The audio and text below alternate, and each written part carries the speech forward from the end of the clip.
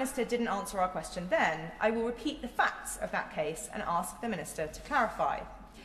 From 2013 until at least 2017, Peter Mandelson served as a director for Starmer, a Russian conglomerate which invests heavily in Russia's military-industrial complex.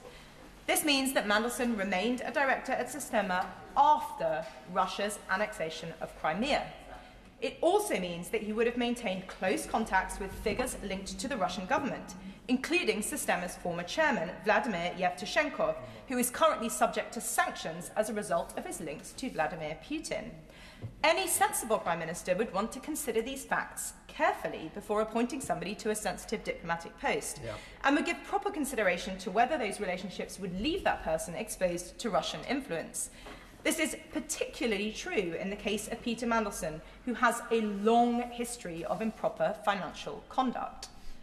In November 2024, the Cabinet Secretary advised the Prime Minister to conduct security vetting on prospective candidates before appointing anybody to the ambassador's post in Washington. In December 2024, the Prime Minister ignored that guidance and appointed Peter Mandelson anyway.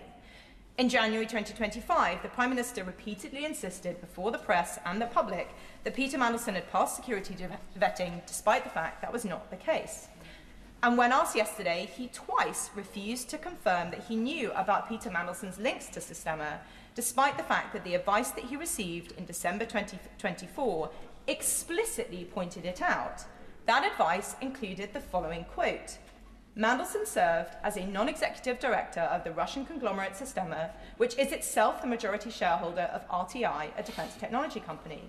Mandelson remained on the board until June 2017, long after Putin's annexation of Crimea in 2014.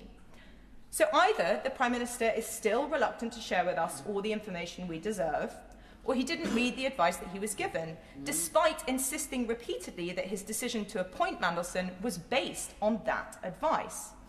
So, in light of this, could the Minister tell us definitively this afternoon whether the Prime Minister considered these facts about Peter Mandelson's role at Starmer when appointing him? But we and the British public are incredulous that he did not ask. We do know that the Prime Minister knew about these Russian links. So what questions did he ask about these facts? What questions did he ask officials? What questions did he ask Mandelson? Or did he simply not want to know? Yeah.